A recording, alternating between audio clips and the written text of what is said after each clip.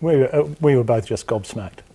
I mean, seeing Lakshman coming down from on top of a hill to see us, crawling down on one leg, was just bizarre, really. And Nalini, she was just beautiful. She turned up, she was smiling. That's his wife. That's his wife, yeah.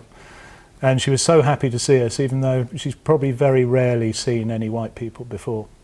So they were very welcoming, and it was very humbling to see their house and Lakshman, who had one leg and was completely blind. And you must have been struck by the sort of the optimism of the family, were you, Jill? I mean, the fact that they all want to work, they want to get on with life. They don't sit back and feel sorry for themselves. No, they don't. And I mean, when you know, with that much poverty that they have to cope with every day, it's very admirable that they can just be so content with their little family unit and making the most of what they have.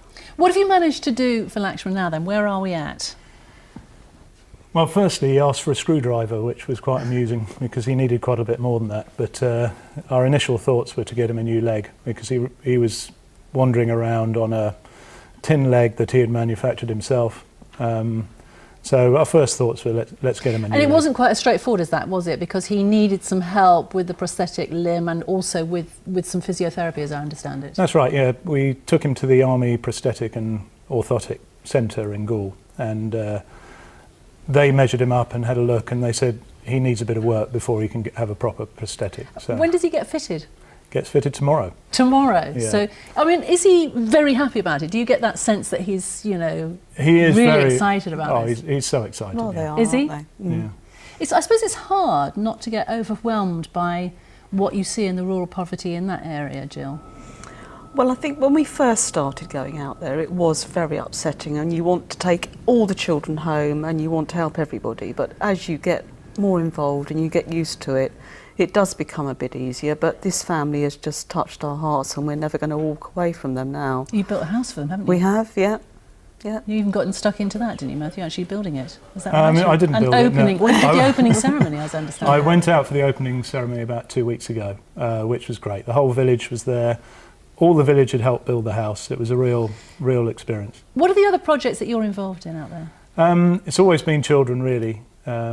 We've got 24 schools we work with at the moment. We provide food for 1,000 children every day. We provide water, shoes, uniform, you know, real basic stuff.